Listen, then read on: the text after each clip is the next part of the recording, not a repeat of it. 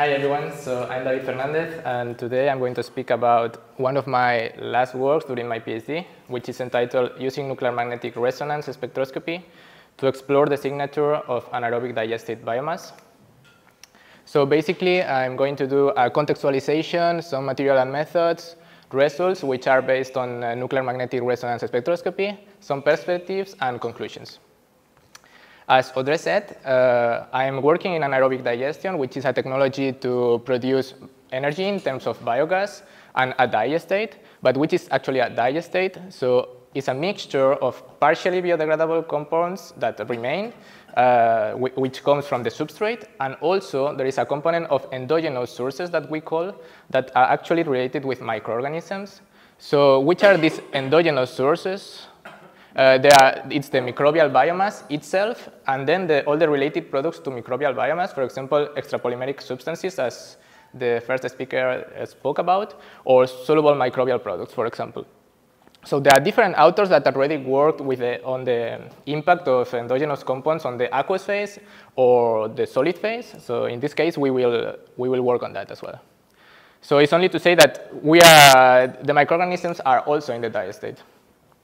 So the idea of this study was to assess, knowing this mixture of substrate and microorganism-related compounds, can we assess the qualitative molecular characterization of this whole endogenous source, which is microbial biomass, SMP, APS, etc.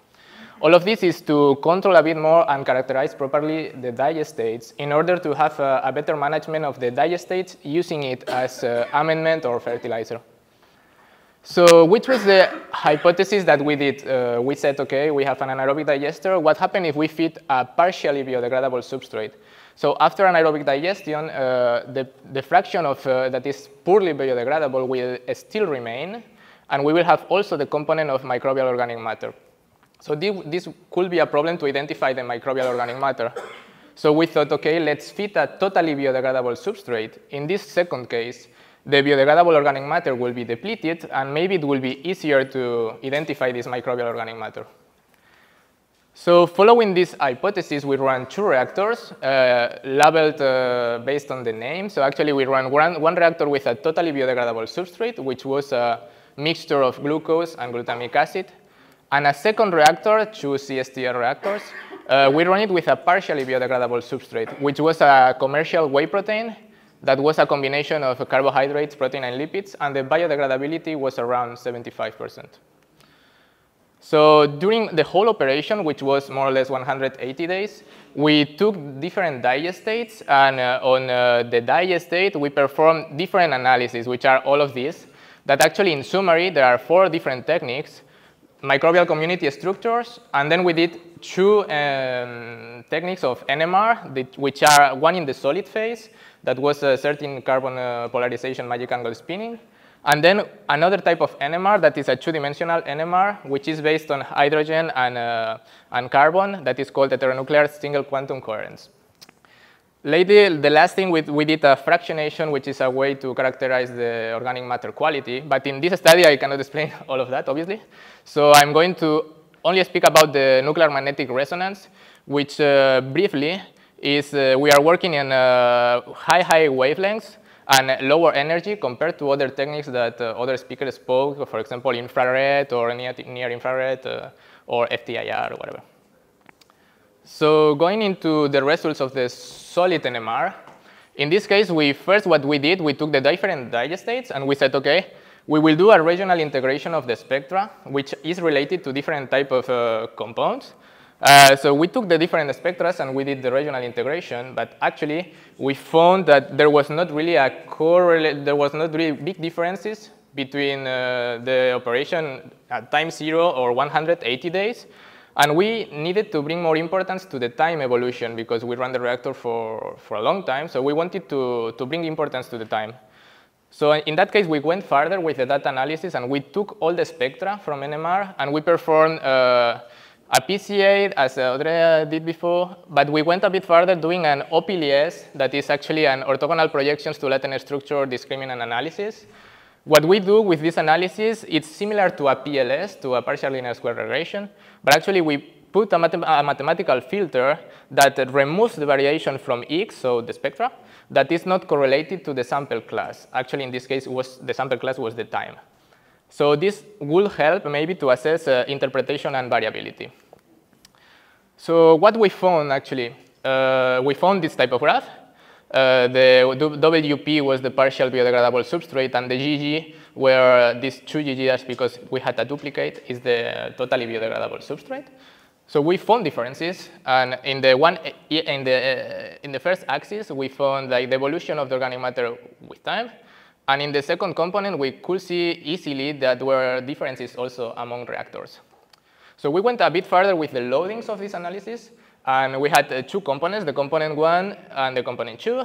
So in this type of analysis, what we do, we have like different signals from the spectra, and the peaks that are over the flat line, are positive, and the ones that are down the flat line are negative. So when we looked for the first component, which is this one, we found that there was a relative enrichment of carbohydrates over time, while there was a decrease in aromatic amino acids. This was over the time, and then if we look into the second one, which was between reactors, we found also differences. With the whey protein reactor, we found an enrichment of carbohydrates, while a singular peak that was here of aliphatic that was related with fatty acids. And then for the other reactor, for the synthetic one, this reactor was supposed to be more related to microbial biomass.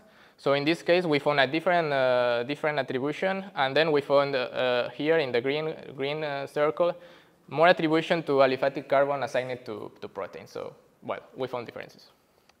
So we expected something similar for solution state NMR, but actually we did not. So we didn't find differences, but we went a bit further in this study. So we do some compound identification, and in this case, we did, for example, we look for microbial related compounds, for example, peptidoglycan, and there we found differences. So already almost closing, the open perspectives of this work, we found one interesting related with microbial structures. And actually, when we did, this is a non-metric multidimensional scaling of the microbial structures, we found a distribution of the sample quite similar than the 13C NMR. And actually, we think that maybe there could be a correlation between NMR and microbial structure, but we are not sure, as you can see with this. And then we also worked on the soluble fraction, because all of this was on the soluble. So we did some work also on fluorescence, but well, this could be further regarded there. So the conclusions, as I more or less showed, the spectroscopic data that we used in the particulate organic matter had an impact of the reactor operation and time and the substrate type. For the analysis on solid NMR, the entire spectra was useful, while regional integration was not really informative. But this was different for solution NMR, so depending on the technique, you will find probably different outputs. Then for the reactor that was fed with the totally biodegradable substrate, we had actually signatures related to microbial biomass, so we were able to isolate microbial compounds. And this interlinkage between microbial biomass and NMR looked interesting, but we need further studies on that.